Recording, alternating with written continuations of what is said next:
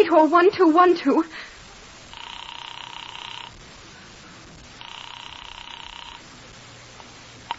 This is Scotland Yard.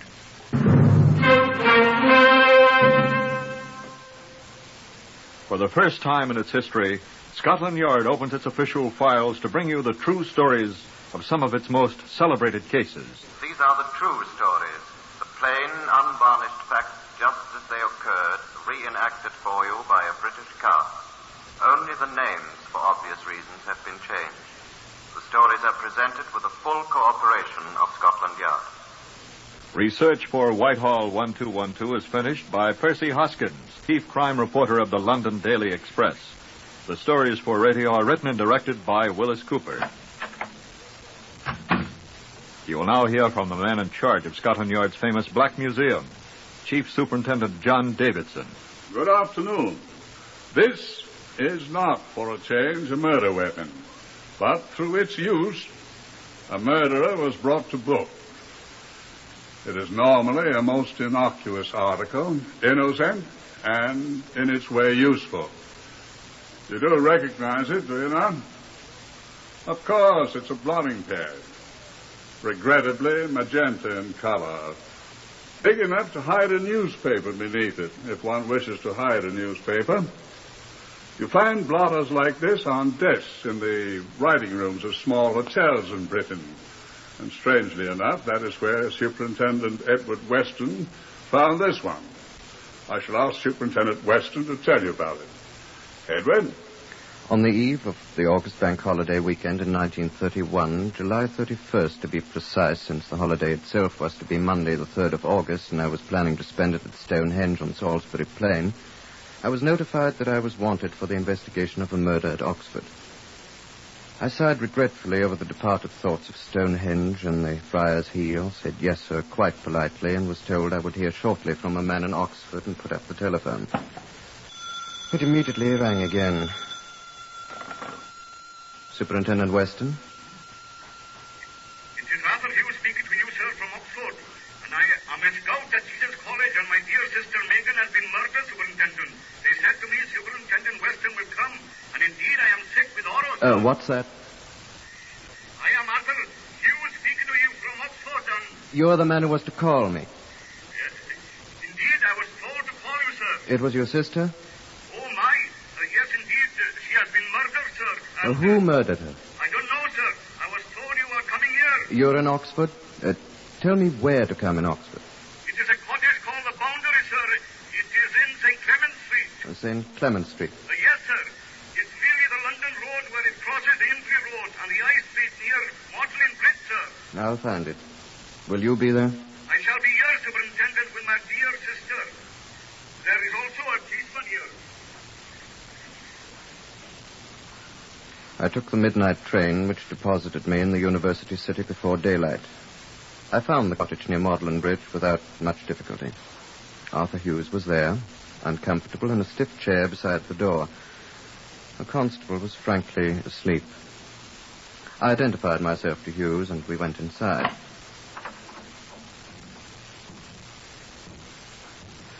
She's in here, sir. Where? I have lifted away 3 of the cushions, sir, on the tablecloth. She was completely hidden under them. I came to the house, sir. Wait. I will turn on another light. Yes, that's better, thank you. Is it your usual custom to come here? We had intended to spend the holiday together, sir. I came to take her to the train. And this is the way you found her? Yes, sir. Under this pile of cushions and this tablecloth. I lifted her You off said that? Yes, sir, I did indeed. And this is the way I found her, sir. Moved anything? No, sir, I am not. The house is exactly the same as it was. The medical man barely touched her. He did not need to, as you can see from her head. My poor sister. Yes. Have you any idea? I have none. What's your business? Profession? I'm a scout at Jesus College. A scout? I think I told you. That is the accepted term here in the university for personal servants, sir. I am a young man from Carnarvon. A fine nonconformist young gentleman. Welsh? Yes, sir. A great many of the scholars at Jesus College are Welsh, sir. You're Welsh, too? My sister and I come from Pontypridd in Glamorganshire, sir. Yes. You were on good terms with your sister, of course. I was that. I love my sister dearly. And you say you have no suspicions? I have not, sir. If I could think who in the world had done this, my hands would be at his throat this very minute. I should not be here, I assure you. I think the first thing to do is to remove your sister's body to the mortuary, Mr. Hughes. That is well thought of, Superintendent. If I waken the constable at the door... then... Please do so. So I will, then.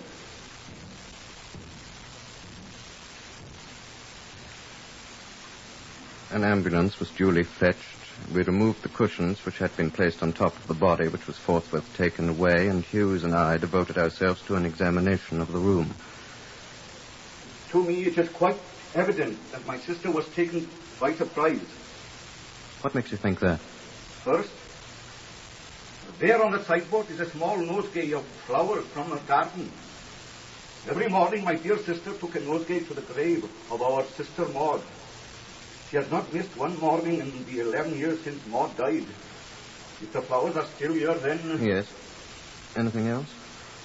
You can see through this door, the room in which my dear sister slept. Please notice that her bed is only half made. Yes, I see. And in the scullery, here are her breakfast dishes, still unwashed. She would never leave them that way. Yes. And here is her new vacuum cleaner. She left that, too. Yes, but the vacuum cleaner isn't connected up. Huh? You see, the flex isn't plugged in. She wasn't using it. There is something strange about that. And what's that? She always vacuumed the house in the afternoon, not in the morning. She was a creature of inflexible habits, was my dear sister.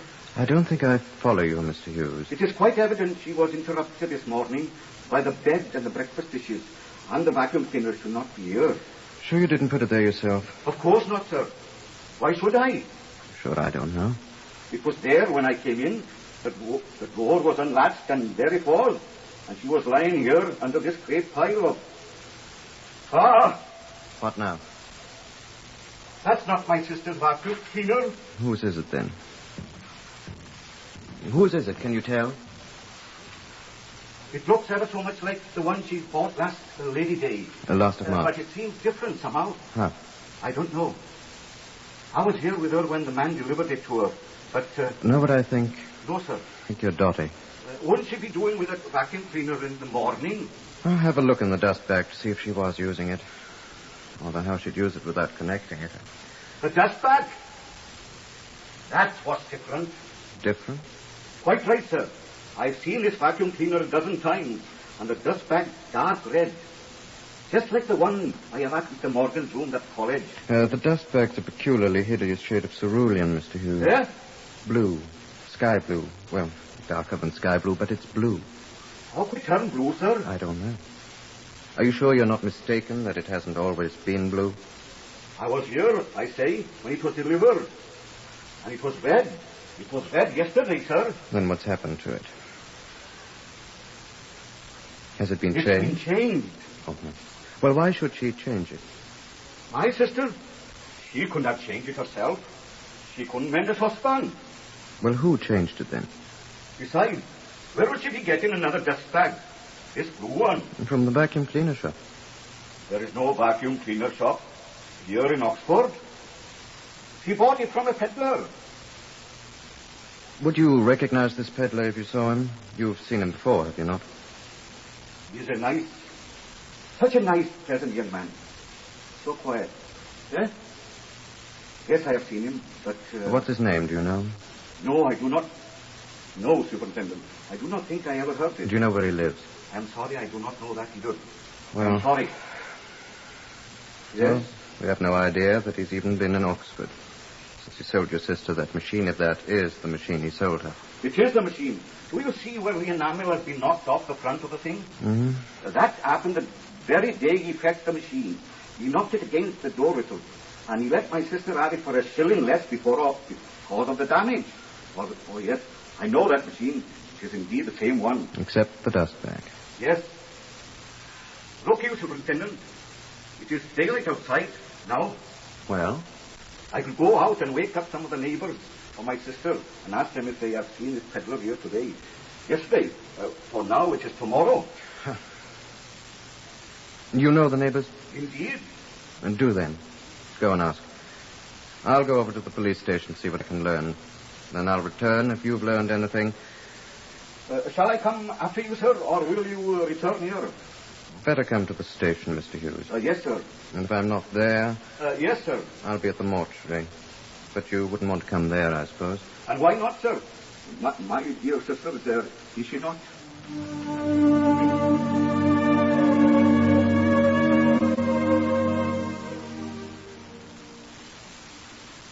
They could tell me little at the police station, except that a neighbor's child had mentioned having seen a man undescribed at the door of Miss Hughes' cottage, the Boundary, sometime during the previous morning. The man appeared, the child said, to be carrying a large parcel done up in green paper. And further, the child said nothing, and the man was seen no more, according to the best reports. Was this the mysterious assailant, thought I, and repaired to the mortuary. It was too early in the morning for the medical examiner to be there, but having attained access to the dreary place, I examined the dead woman's body myself. Item, she had been beaten about the head with some sort of blunt instrument. There was a fearful wound in the back of her head, sufficient, in my opinion, to have caused death. In addition, there was an incised wound in her neck, which alone could have caused death. She had apparently been dead for some 24 hours, which would have put the time of the assault, as we had supposed, about Friday morning. She had bled copiously, the dried blood adhering to her head and neck. No other wounds were visible. I returned to the Boundary Cottage in St. Clement's Street and was surprised to hear voices issuing from the cottage. I entered. I looked at it when I came, and about 10 pounds, all that is gone. But my dear sister is dead. But you get more money than that here, Mr. Hughes. I do not know. Oh, come. Well, good morning. Good morning, Superintendent. Morning, Mr. Hughes. Good morning, madam. Hello. This lady is Miss Dora Abernathy, sir. I am one of Miss Hughes' neighbours, sir. I live at the bottom of St. Clement's Street. Mrs. Abernathy has been a close friend of my dear sister for many years, sir. This is Superintendent Weston from Scotland Yard, Mrs. A. Are you an inspector, sir? A superintendent, madam. Superintendent, Mrs. A. Oh, I thought everyone from Scotland Yard is an inspector, sir. Forgive me. Not all of us, madam. Mrs. A saw the man indeed, Superintendent. You did, huh? He stayed at my house overnight, sir. Did Mr. A object then? Oh, you know Abernathy, Mr. Hughes. He's seen the day when he hadn't the price of a night's lodging either. You're speaking of this vacuum cleaner peddler, I assume. Yes, sir, Inspector. Superintendent. Oh, yes, Superintendent. He was here, then? At least in the city, sir. The little girl told the police she saw him here, or saw a man at any rate, yesterday morning. Oh. You may interview the child later, Mrs. Abernathy, and see the child description tallies with that of the peddler. Who is the child, sir? I believe her name is Daphne Cubbins. Cubbins? Oh, Cubbins? I trust Elsie Cubbins is young, and even if they have got one of them pongeranium dogs always nipping the postman. You said this peddler stayed the night at your house, Mrs. Abernathy. Yes, sir, he did. Oh, you know him that well, then? Well, sir, not precisely. He sold Abernathy and me a vacuum cleaner like Miss Hughes is, sir. Oh. And he showed up yesterday afternoon. Not yesterday afternoon, Mrs. A. It was the day before, you said to me. Oh, yes, that's right, Mr. Hughes. The day Abernathy was at the doctor's for his blood pressure. Thursday, while Abernathy was at the doctor's for that matter, and he said he was in the city, and had I any complaints about my vacuum cleaner? I said no, and I offered him a cup of tea as a matter of course. Oh, Superintendent, did you ever drink Lapsang Souchong tea like Mr. Churchill drinks? I didn't know Mr. Churchill drank tea. Abernathy's cousin, who's a sergeant in the Royal Corps at Chatterers, says he does. And when they hadn't any Lapsang Souchong at Aldershot, when Abernathy's cousin was there, Mr. Churchill had to drink brandy. So I bought 2 ounces by mail from Fortnum and Mason to try. It costs a fright, but Abernathy likes it. Well, Mr. Podmore came in. Who's Mr. Podmore? The gentleman who sold me the vacuum cleaner. And we drank Lapsang Souchong. I'm not chucking my weight about, sir, as the bus used to say. It's really very good, although expensive. Smoky. And then he looked at me, and I could see tears in his great brown eyes. He's a very handsome man, is Mr. Podmore. Yes, that, sir. Quite good looking. It's very likely he murdered your sister. Go on, Mrs. Abernathy. Why was Mr. Podmore weeping? He finally came out with it. He'd lost his money. Well, I just couldn't stand it. I went to the tin we got the lapsang souchong in, and I took out part of the money I didn't there, and then I handed it to him. Here, Mr. Podmore, I said, accept this as a loan until you find your money. How much did you be lending him then? 4 bob, I think it was, and 6pence. And when did he pay it back, Mrs. A? He didn't have a chance, Mr. Hughes. When he left in the morning, he forgot it. He'll pay it back. Oh, indeed. Tell me, Mrs. Abernathy, he took the money. Yes, but there was no bus to Tame that late in the afternoon, you see, sir. He was going to Tame then? Tame, yes, Mr. Hughes, he said. Tame is only about 12 miles away, sir. Yes, I know. Would he be there now, Mrs. A? We could go there and fetch him, I would think, sir. We'll wait, Mr. Hughes. Then did you show him to his room? No, sir. He said there was some business still to be done, and he went out.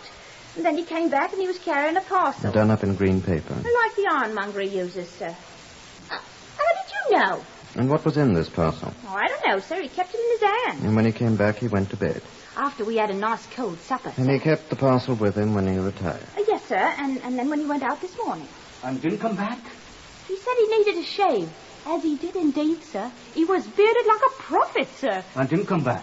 I think he forgot about my 4 and 6 and caught a bus to Tame like he said. There's one about noon, sir. Or maybe he'll send it to me from there. Wager he won't. Is there a police station in Tame? In Tame, sir? I think so, sir. Oh, but I'll get my money back. I don't want to have the police talking to Mr. Podmore about that, sir. Nevertheless, the police are going to talk to him, Mrs. Abernathy. But not about that, I can assure you.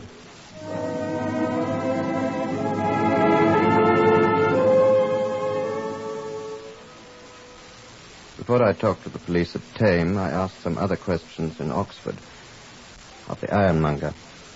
Yes, I know the bloke that was peddling vacuum cleaners here. Cost me money, too, he did. I sell vacuum cleaners myself. But I've no cheap hire purchase arrangements like he has. I think it was rare cheek, him coming into my place yesterday to buy a hammer and a chisel from me. Though he did pay me. That was my money. Abernathy'll skin me. And the barber, Dusty Miller. He was pointed out to me more than once, this peddler. Podmore, he calls himself. As he walked into my place of business yesterday morning, carrying a green paper parcel that clanked and a set of ginger whiskers down to his collar button. I shaved him, never asking to see the colour of his money, and he gave me my 6pence, all right. It's the last copper I've got, he says, with a great horrid laugh, and pops off. And didn't I see him 2 hours later, as drunk as a duke in Charlie Wilson's public house, and offering to buy me beer? Course he had money, the best part of £10, all tied up with a black and white checkered hair ribbon. And when I said, "You've got money now," didn't he say, "I've been visiting a lady"? My dear sisters, the £10 was tied up with a black and white checkered hair ribbon she wore when she was a small child in Pontypridd, in Glamorganshire. Hello. It's Superintendent Weston of Scotland Yard speaking. Please put me through to the police station in Tame.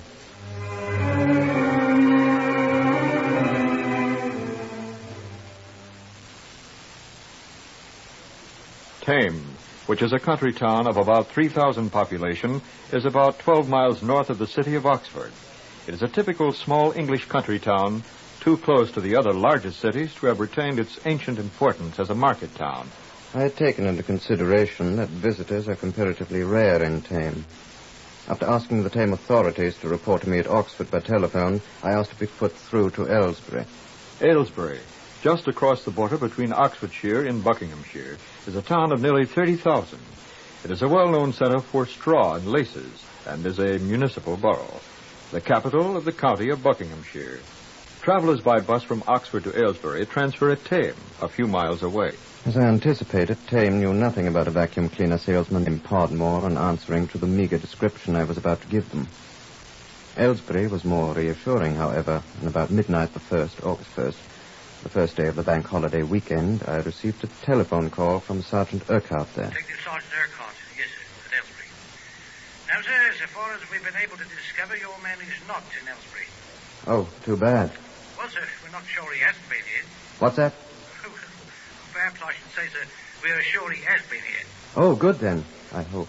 Yes, sir, he was here, we're reasonably sure.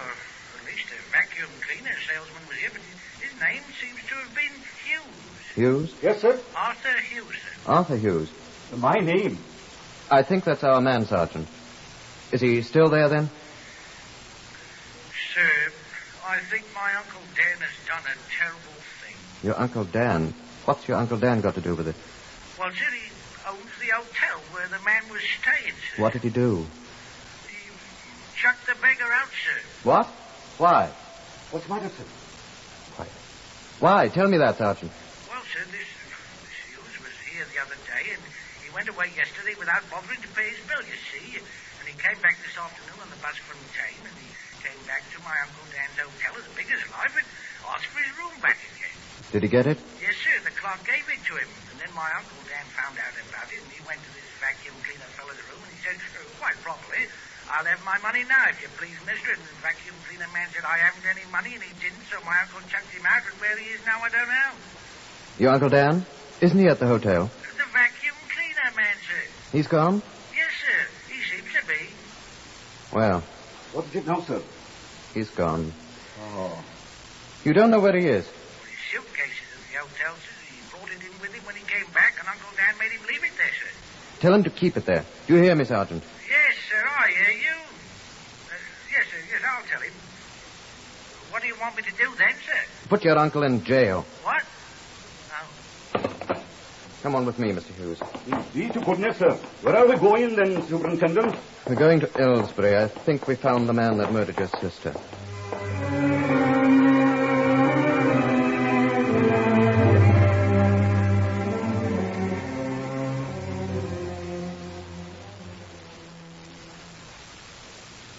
In the hotel room at Aylesbury, we found the suitcase in the room where the guest had left it when he had been told he was no longer welcome.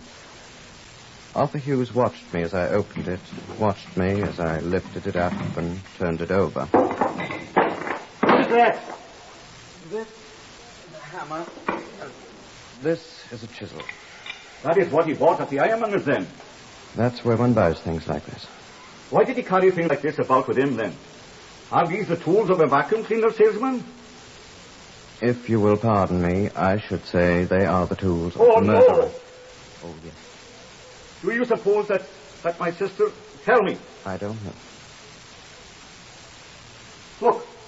What's this? What? These. What are these? Breadcrumbs on the floor here. Did they not fall out of the suitcase too? Wonder what they are. Here, look at the hammer. What? The label's been scraped off the handle. How shall we tell that it is the hammer he bought?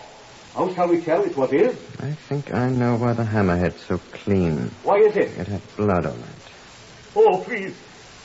My poor sister. And the chisel? Mm-hmm. It's clean, too. Quite clean. You'd have to have it clean. If indeed he is the man who did it. We can't prove he's the one. No? Not yet. My poor sister. We only knew where he is. Yes, if we could find him. I wonder if he gave an address when he came here the first time. I could not tell, I'm afraid. He wrote any letters or anything. Who would that be? I don't know that either, Superintendent. Come in, please. Yes? I'm Sergeant Urquhart, sir, of the Buckinghamshire Constabulary, Aylesbury Station, sir. I talked to you... About time you got here. Where's your uncle? You said arrest him, sir. What shall I do? Let him out. Yes, sir. And then? Wait, Sergeant. I want to find this man. Hughes, sir? I'm Hughes, officer. Are you the... Well, isn't he... Oh. I beg your pardon, sir. What I want to know is, did this man who called himself Hughes give any address when he came here? Or did he write any letters? Did he say anything about where he lives? I don't know, sir, but we could ask the attendant in the commercial room next door. It's where letters are generally written, sir. Come along, then. Come along, Mr. Hughes. Yes, sir. Through that door, sir. This one? Yes, sir. Come along. Joe! Joe! Joe? He isn't here, sir. He's left for the bank holiday, I fancy, sir. I see. Here, these blotters. On the table, sir? On the table. Well, that's where the guests generally block their letters, sir. Not convenient. Have you got a mirror, Sergeant? Mirror, sir? Mirror. Looking glass. A mirror, man. There's one on the wall, sir. There is indeed, sir. Shall I take it down? I'll get it, sir. Oh, don't drop the blasted thing. I'll look out, I tell you. I've got it, sir. What do you want me to do with it? See these signatures on the blotter? They're reversed, sir. That's a characteristic. Look in the mirror. Oh, I can read them now, sir. Can you, then? I can read them too, sir. Look, dearest Mabel. Better not bother with that one. What's this one say? Dear Uncle Dan. Oh, I wrote that myself. I can't read that one either, sir. Read all the others and write them down. Perhaps one of them is this. Well, sir. I want them all copied down, and I want every one of them investigated, Sergeant. And if one of them is the man that murdered my sister... Someone murder your sister, mate? If we find him, I will kill him with my own hands. Oh, no, you won't, mate. I swear I will. Don't trouble, mate. We'll hang him.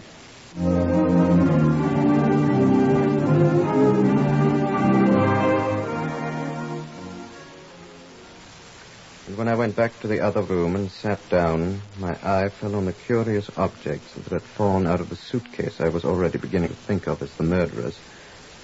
The things that looked like, as Hughes had said, breadcrumbs. I picked one up.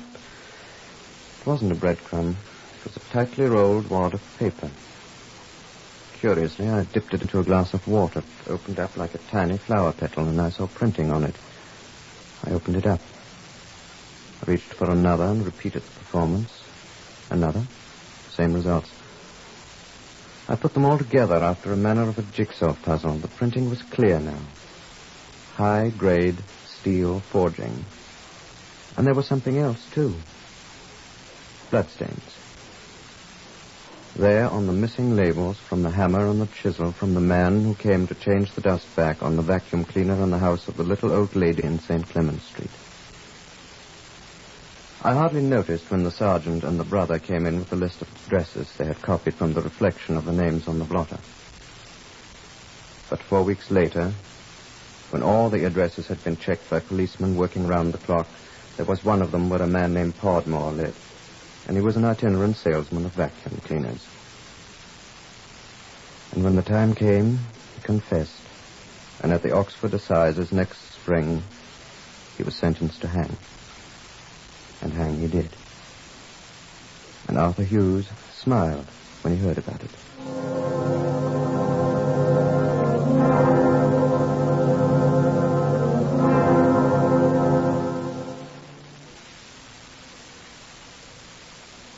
Heard on Whitehall 1212 today, Lester Fletcher as Superintendent Weston. Others in the order of their appearance, Harvey Hayes, Gwillem Williams, Patricia Courtley, Gordon Stern, and Guy Spall. This is Lionel Rico speaking.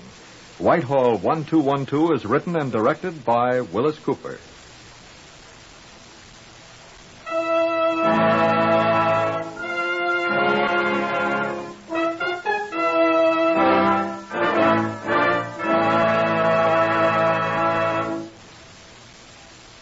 Whole blood and blood plasma are of vital importance in treating wounded men.